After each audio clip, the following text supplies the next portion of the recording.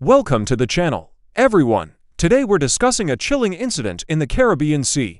3 Venezuelan submarines vanished to attack a $13 billion U.S. aircraft carrier. What happened next completely turned everything around. Hit subscribe now, because this story will keep you on the edge of your seat. At midnight, 3 Type 109 Venezuelan submarines disappeared beneath the Caribbean waves. Each carried 14 torpedoes and a crew of 31, after 18 months of secret training for Operation Caribbean Trident. Their target was the USS George H.W. Bush aircraft carrier, a floating fortress with thousands of crew and dozens of aircraft. Venezuela saw this as the perfect opportunity for a surprise attack. These German-built diesel-electric submarines were coated in anechoic rubber to dampen sonar, capable of total silence for 72 hours at 120 meters depth, using thermoclines to hide. They tracked the carrier for 4 days, unaware it was a trap. 3 modified Wasp-class amphibious ships broadcasting electromagnetic signals, mimicking a Nimitz-class carrier. The real carrier operated 83 miles away with 0 emissions, while the NSA decrypted Venezuelan orders using quantum computing 72 hours earlier. The U.S. deployed a sensor net.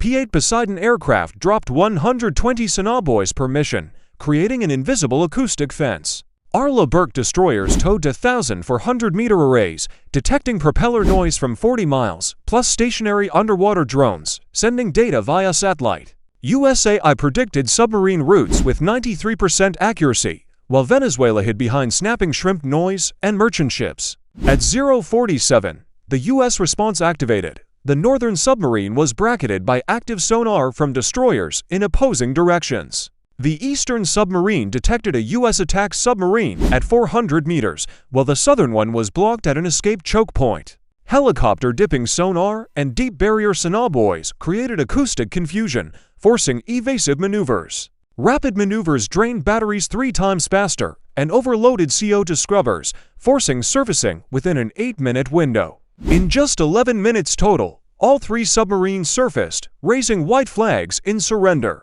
The U.S. maintained a 2 nautical mile standoff, taking photos for intelligence, but not boarding due to international maritime law. Within 6 hours, Venezuelan command recalled the submarines, citing mechanical issues, docking them for 7 months of maintenance. Venezuelan submarines never approached a U.S. carrier again, evidence of a changed underwater warfare doctrine. This proves U.S. dominance lies not in firepower, but in who sees first. Russia evaluated their allies' failure, while the U.S. continued developing new underwater sensors. Venezuelan submarine crews returned with stories of humiliation, changing their view of the U.S. The U.S. increased ASW training with AI and underwater drones for future threats. Geopolitical impact. Venezuela became more cautious in the Caribbean. U.S. strengthened presence. Global media covered the incident as an example of modern underwater warfare. Military experts called this the era of sensors and deception, not torpedoes. Likelihood of similar incidents is high in other hotspots like the South China Sea. The role of quantum computing and AI forever changed underwater intelligence. Venezuela's economy grew more difficult due to this failed military focus. Alliance with Russia remains, but with an expensive lesson. The story became a legend at U.S. naval academies about perfect ASW without direct contact. Regional impact. Caribbean tensions eased temporarily, but subsurface threats still lurk. The U.S. upgraded sonobuoy nets with AI for more accurate sound pattern prediction. Venezuelan submarine crews received post-trauma counseling from this operational failure. Venezuela increased anti-sonar training for their submarines in the future. The incident leaked to the public through censored intelligence reports, showing U.S. superiority. NATO adopted similar tactics for Atlantic defense against Russian threats. Submarine technology evolution, from diesel to quieter AIP for next generation. U.S. underwater drones were key, with 72-hour autonomy and passive sensors.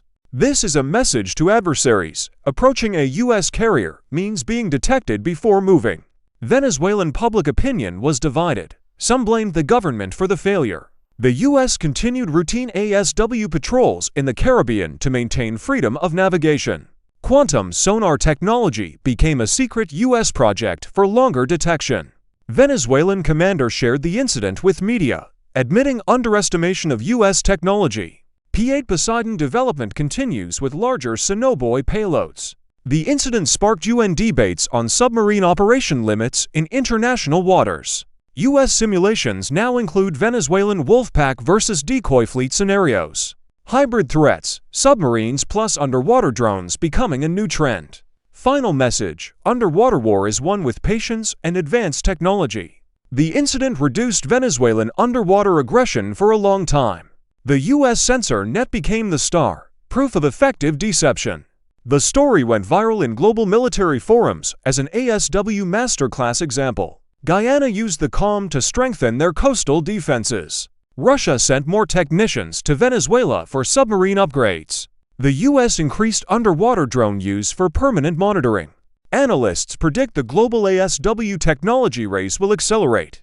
USS George H.W. Bush crew took pride in a risk-free victory. Long-term Caribbean stability depends on diplomacy and early detection. Underwater nuclear threats became a new U.S. defense focus. Although this incident was resolved without any physical conflict, the lessons learned were incredibly valuable for both sides.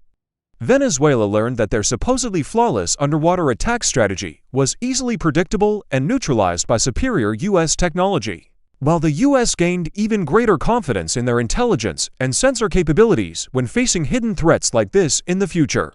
Ultimately, the story of the 3 Venezuelan submarines that completely failed in their mission serves as an eternal reminder to the military world that in the modern era of warfare, dominance does not always come from firepower, but from the ability to detect, deceive, and control the battlefield without ever pulling the trigger, thereby preventing escalation that could lead to a much larger conflict.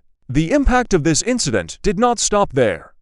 Russia, as Venezuela's main ally, began conducting a deep evaluation of the Type 209 submarine design they supported, including potential weaknesses when facing advanced U.S. sensor networks, which ultimately drove them to develop new variants with sonar-resistant materials and even quieter propulsion systems to avoid similar failures in the future. On the U.S. side, the success of this operation triggered a budget increase for anti-submarine warfare technology development, where Congress approved additional funding in the billions of dollars to expand the Sonobuoy network and integrate it with real-time satellites, ensuring that every underwater movement could be monitored with greater precision and responsiveness than ever before.